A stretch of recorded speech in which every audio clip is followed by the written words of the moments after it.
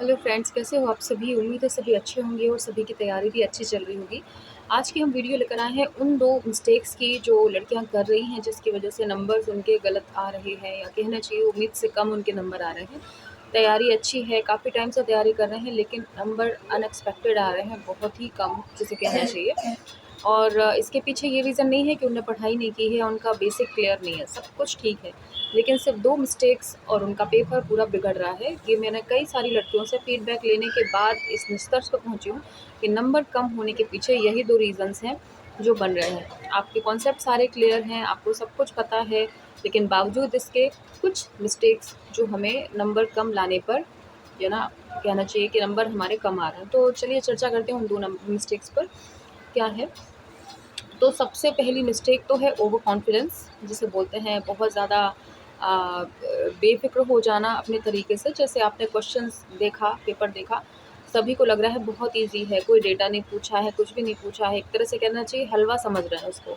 अरे बहुत ईज़ी है, हमसे तो यूँ ही हो जाएगा। तो यहाँ वो लड़कियाँ मिस्टेक कर रही हैं, और मिस्टेक ये कर रही हैं, क्वेश्चन पेपर ईज़ी है ये उनकी मिस्टेक नहीं है, वो क्या कर रही हैं उसको ईज़ी समझ रही हैं।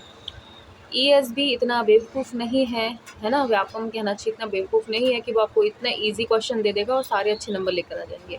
वो क्वेश्चन ईज़ी पूछ रहा है, लेकिन वो क्या पूछ रहा है ये लड़कियाँ समझ ही नहीं पा रही हैं। सब या कहना चाहिए वो ओवर कॉन्फिडेंस की वजह से समझने ही नहीं चाह रही हैं।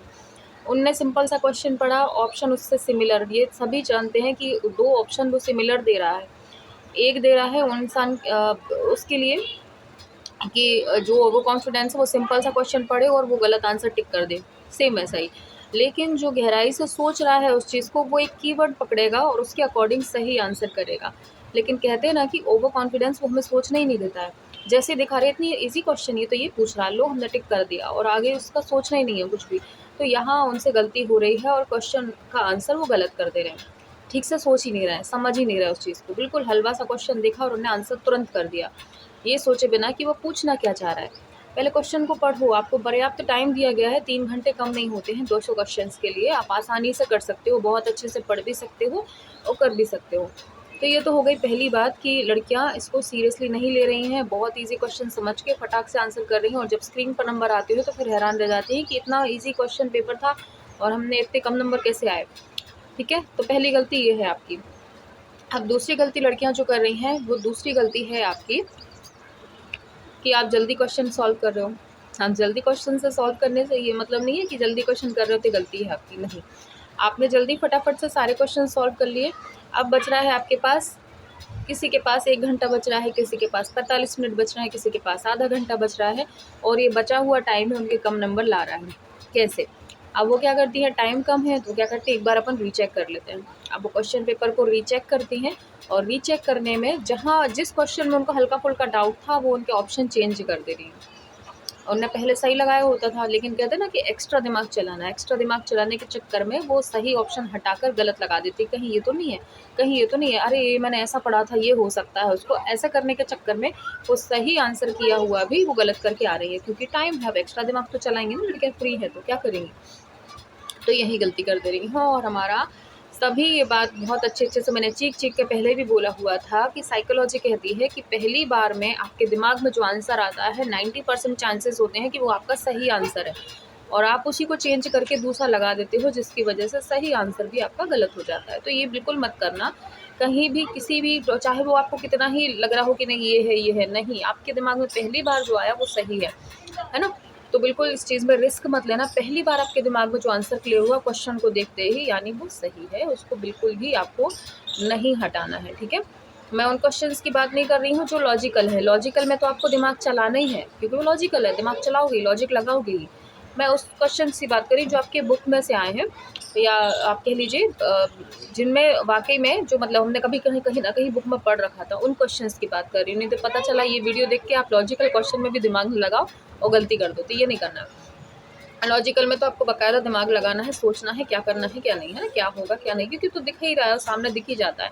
बाकी डेटा वाले जो क्वेश्चन्स हैं उनकी बात कर रही हूँ, ठीक है? तो ये बिल्कुल नहीं करना। रीचेक पे जाओगे तो आप कोशिश करो नहीं करो उस चीज़ को। हाँ, जिसमें आप 100% श्योर हो कि नहीं यही होगा, उसको ज़रूर आप चेंज कर सकते हो। तो कोशिश क्या करो, रिविज़िट जब भी करो तो ऐसा नहीं। और दूसरी चीज़, एक और काम करना आप लोग कि जैसे आपको जिस पे 50-50 लग रहा होता ना कि ये हो सकता है, ये हो सकता है, तो मैंने पहले भी बोला था कि उसको मार्क करके अलग कर देना कि इस पे हमको दोबारा जाना है।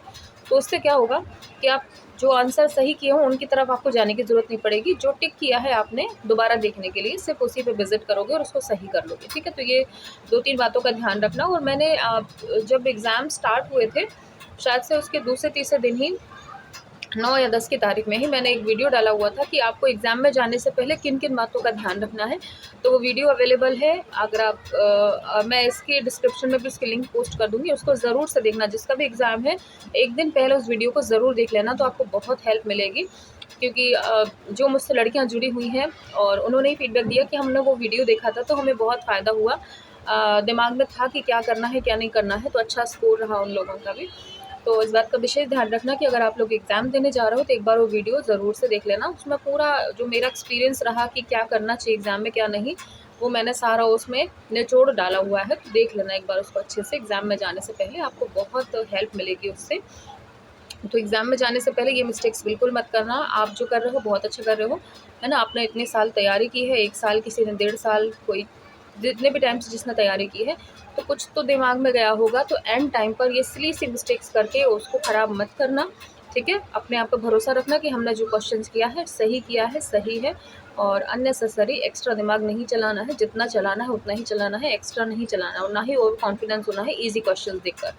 ठीक है, ईज़ी क्वेश्चन लगता है लेकिन ईएसबी आपसे ज़्यादा होशियार है, वो पता है उसको लड़कियाँ ये मिस्टेक करेंगी, इसीलिए उसने 2 सिमिलर ऑप्शन दिए होते हैं, उसको तो आउट करना है ना, भीड़ हटानी है उसको, इसीलिए उसने 2 कन्फ्यूजिंग क्वेश्चंस दिए हैं। और कन्फ्यूज़ वही होता है जो ओवर कॉन्फिडेंस होता है, जो सही में कॉन्फिडेंट होता है, वो क्वेश्चन को ठीक से रीड करता है और फिर आंसर करता है। तो ये मिस्टेक आपको नहीं करनी है, इस बात का विशेष ध्यान रखना। ठीक है, अब बात करते हैं नॉर्मलाइजेशन की। तो नॉर्मलाइजेशन के मैं वीडियो 1-2 दिन में ला दूँगी आप लोगों के लिए। बहुत कमेंट्स आते हैं, बहुत कमेंट आते हैं कि कितना होगा, क्या स्कोर रहेगा, सेफ स्कोर कितना रहेगा। थोड़ा और मैं एनालाइज़ कर लूँ, फिर मैं एग्ज़ैक्टली आपको सही से पूरा डेटा लाके बता दूँगी। 1-2 दिन का मुझे टाइम दे दो, ठीक है? तो मैं आपको एग्ज़ैक्टली बता दूँगी और उससे ऊपर-नीचे जहाँ तक है नहीं होगा, उतना ही रहेगा। लड़कियाँ डर भी रही हैं कि जनरल का 185 जाएगा, तो मैं बता दूँ इतना नहीं जाएगा, डरो मत। मैं आपको सही-सही डेटा 1-2 दिन में बता दूँगी, ठीक है? ओके? तो आज के लिए इतना ही। बाय।